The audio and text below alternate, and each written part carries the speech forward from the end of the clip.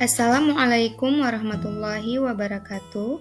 Perkenalkan, nama saya Nurse Cudirna Armanda Eskep, NDH 21, kelompok 3, peserta pelatihan dasar CPNS Kabupaten Aceh Tamiang, golongan 3, angkatan 14 tahun 2023. Pada video kali ini, saya akan memaparkan rancangan aktualisasi saya yang berjudul Optimalisasi Edukasi Senam Kaki Diabetes pada Pasien dan Keluarga melalui Media Digital dan Non-Digital di Ruang Rawat Inap Mayang Mangurai, Rumah Sakit Umum Daerah Kabupaten Aceh Tamiang. Saya ucapkan terima kasih kepada mentor saya yaitu Ibu Nurse Fitri Elita Eskep MKep dan Coach Ibu Asri Diana SIP MPA yang telah membimbing selama saya melakukan penyusunan rancangan aktualisasi. Gambaran organisasi Rumah Sakit Umum Daerah Kabupaten Aceh Tamiang. Tahun 1915, Rumah Sakit Umum Daerah Kabupaten Aceh Tamiang merupakan rumah sakit umum Kuala Simpang peninggalan pemerintah Belanda yang berfungsi sebagai rumah sakit perkebunan. Kemudian tahun 1974 statusnya berubah menjadi Puskesmas Karangbaru.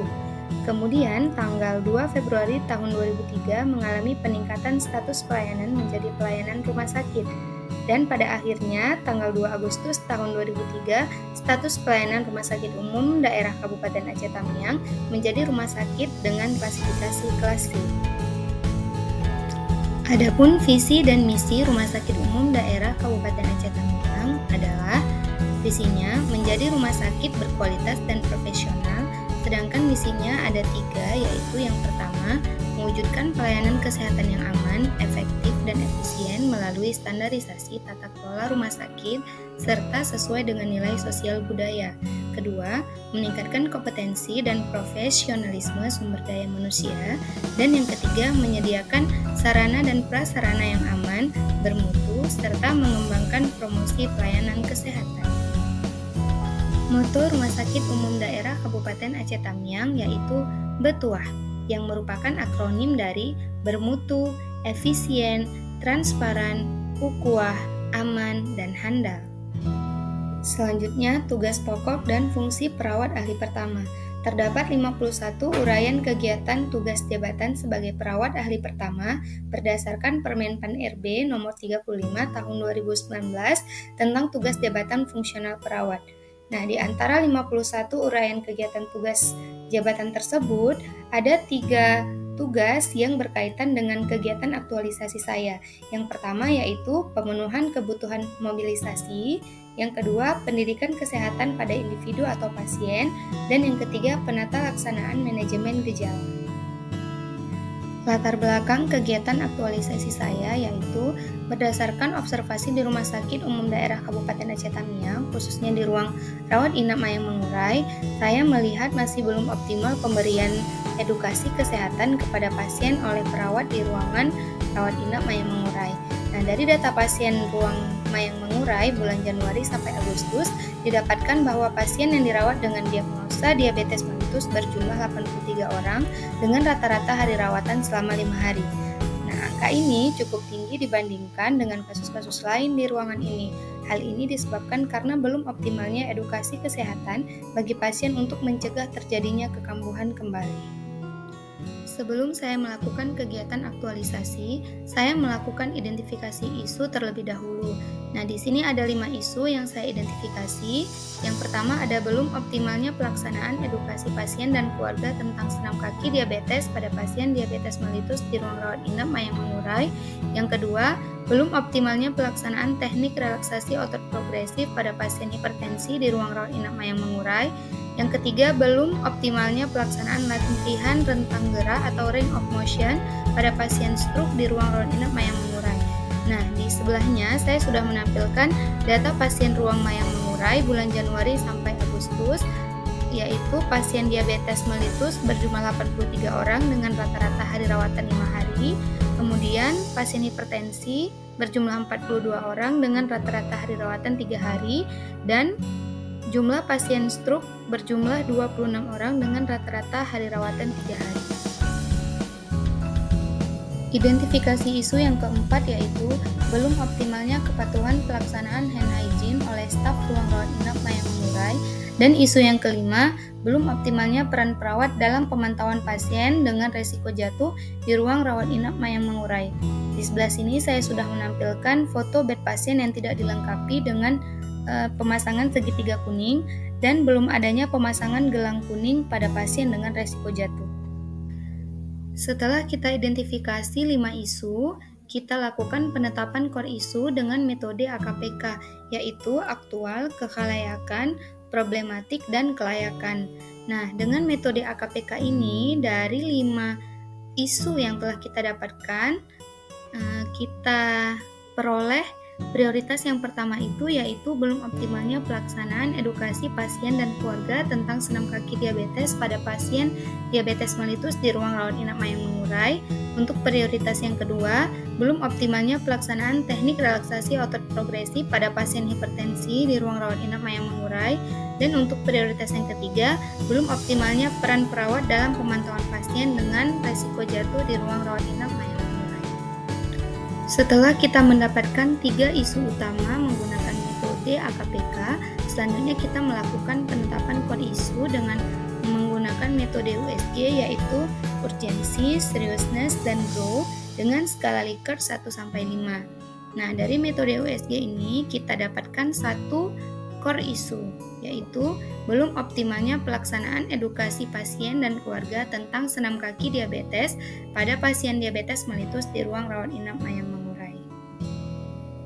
Selanjutnya kita lakukan analisis penyebab isu utama menggunakan pohon masalah. Nah, di sini isu utamanya yaitu belum optimalnya pelaksanaan edukasi pasien dan keluarga tentang senam kaki diabetes pada pasien diabetes mellitus di ruang rawat inap Mayang Mengurai. Isu ini disebabkan oleh 4 item. Yang pertama, kurangnya monitoring dari bidang PKRS. Hal ini karena belum tersedianya media edukasi di ruang rawat inap, kemudian belum optimalnya penjadwalan supervisi edukasi oleh tim PKRS. Kemudian, sebab yang kedua yaitu jumlah tenaga yang kurang memadai, beban kerja yang tinggi sehingga pemberian edukasi belum optimal. Kemudian yang ketiga, kurangnya edukasi dari perawat ruangan. Hal ini karena koordinasi antar tim di ruangan belum optimal dan belum adanya sosialisasi terkait senam kaki diabetes. Dan sebab yang keempat yaitu belum optimalnya supervisi kepala ruangan.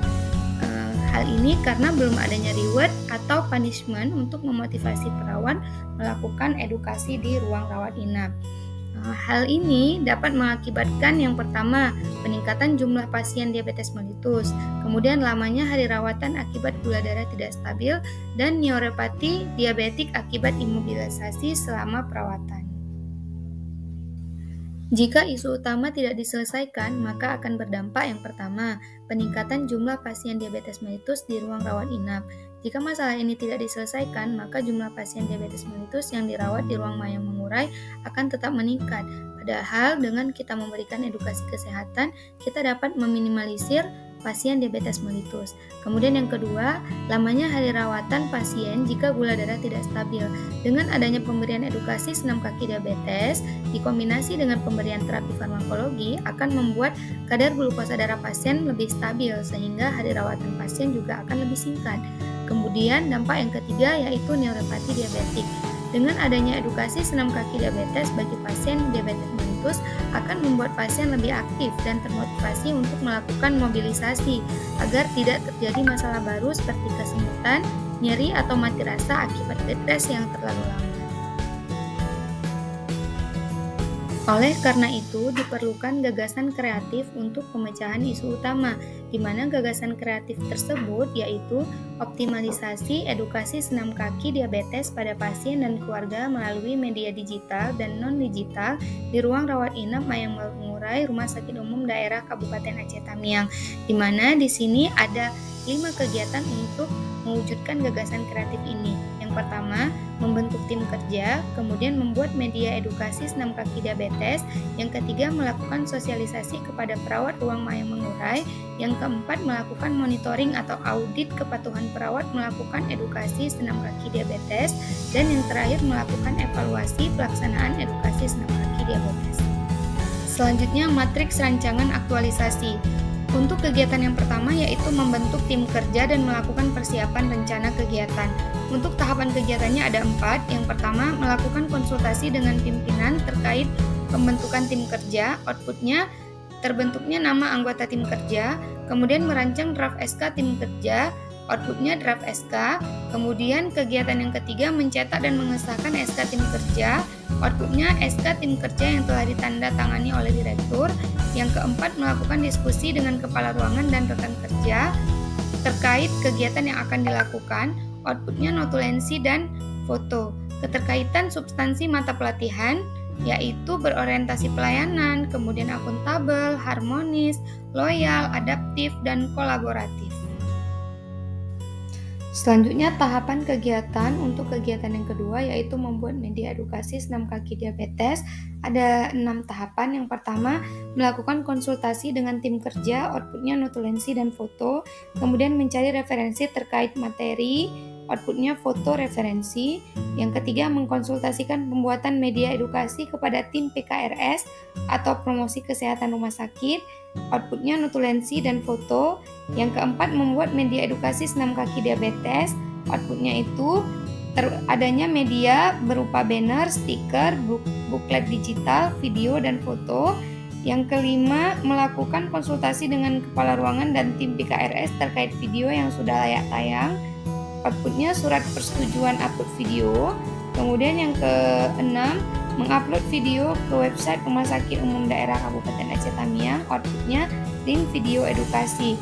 Keterkaitan substansi mata pelatihan yaitu berorientasi pelayanan, akuntabel, kompeten, adaptif, dan kolaboratif.